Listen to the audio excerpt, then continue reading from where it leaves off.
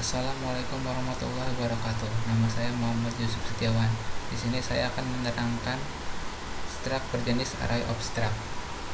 Sebelumnya saya telah menjelaskan nested struct. Sebelum kita melanjutkan pembahasan, angka baiknya kita mengetahui apa itu struct terlebih dahulu.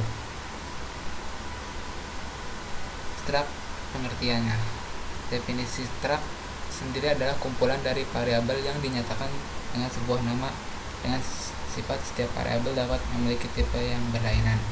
Dengan struct kita bisa mengelompokkan berbagai nama dan tipe variabel tersebut sesuai dengan kelompoknya. Hal ini tentunya bisa berguna untuk memudahkan dalam mengelompokkan sebuah variabel. Pertama, pendeklarasian. Untuk cara pertama, ketikkan dulu nama kemudian struct. Di dalamnya kita isikan tipe datanya, kemudian nama variabelnya. Cara yang kedua adalah menggunakan typedef.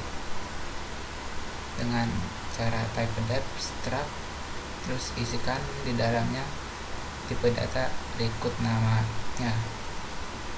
Setelah tutup kurung, ketikkan nama struct tersebut. Kemudian untuk mendeklarasikan sebuah variabel dengan tipe data struct yang telah dibuat sebelumnya adalah struct tipe. Ketikkan struct tipe, struct nama, spasi variabel.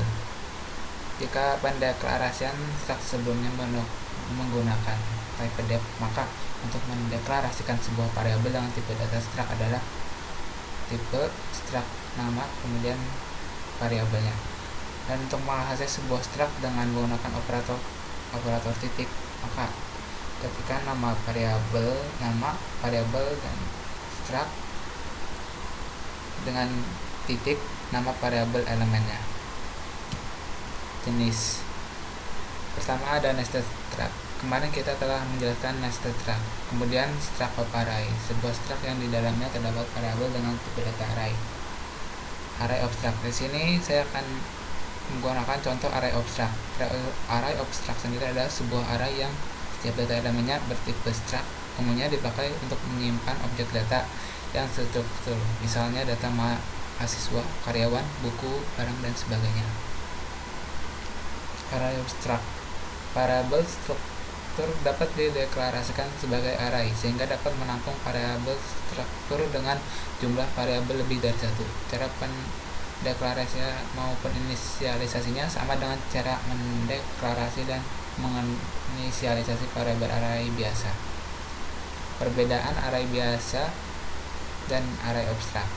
Array biasa hanya menyimpan satu variabel, sedangkan array of struct bisa menyimpan berbagai variabel di dalamnya. Contohnya ini kotak kuning ini arraynya dan warnanya adalah variabelnya. Sedangkan array of struct di dalam array tersebut banyak disimpan variabel dengan berbagai jenis. Contoh deklarasi variabel array struktur yang memiliki 3 buah elemen. Untuk mendeklarasikannya kita ketikkan biasa,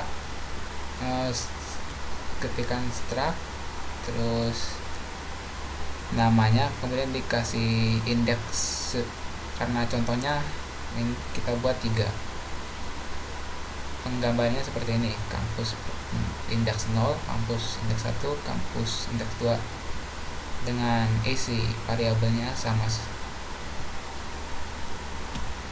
Kita dapat mengakses setiap elemen secara individual maupun secara kolektif dengan menggunakan statement pengulangan seperti halnya variabel array biasa. Misalnya kita mau mengakses elemen nama pada kampus 0, IPK pada kampus 1, dan umur pada kampus 2. Kampus nama pada kampus 0 berarti contoh pengaksesnya adalah seperti ini. Kita kampus, kemudian dikasih indeks ke 0. Kedua, IPK pada kampus 1. Ketika kampus 1, kemudian variabel IPK. Untuk umur pada kampus 2, maka kampus indeks kedua, kemudian umur. Lanjut saja pada contoh programnya. Saya telah buat sebuah contoh program. Ini dia contohnya. Sebelumnya ini adalah program sebelumnya, cuma saya buat jadi array obstruct. Berbeda, untuk menggunakan array obstruct kita biasa ketikkan nama structnya, kemudian objek, dan berikut indeksnya. Saya buatkan contoh 3 indeks sebanyak 3 dengan artinya bahwa array ini memiliki indeks sebanyak 3. Untuk menggunakan array obstruct kita perlukan menggunakan perulangan. Saya gunakan for int i sama dengan 0, i lebih kecil dari 3, i plus plus. Maksudnya adalah perulangan ini akan diulang sebanyak 3 kali. Selanjutnya sama, cuma kita tambahkan variabel indeks setelah nama objek.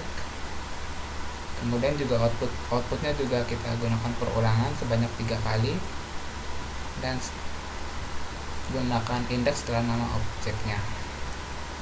Kita langsung ke coba contoh program.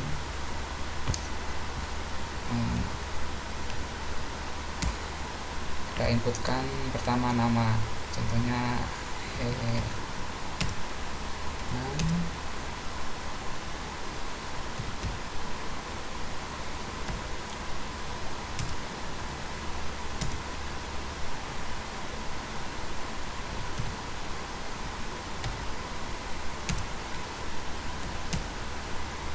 Nah, hasil outputnya sama, hello 6 op.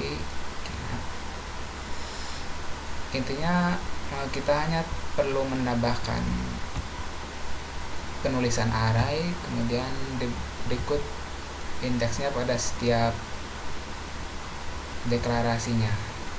Kesimpulan dari array obstruct adalah kita dapat menghilangkan kelemahan dari array yang hanya dapat menyimpan satu variabel, dan kelemahan struct yang tidak menggunakan for. Dengan array obstruct ini, kedua kelemahan tersebut dapat dihilangkan.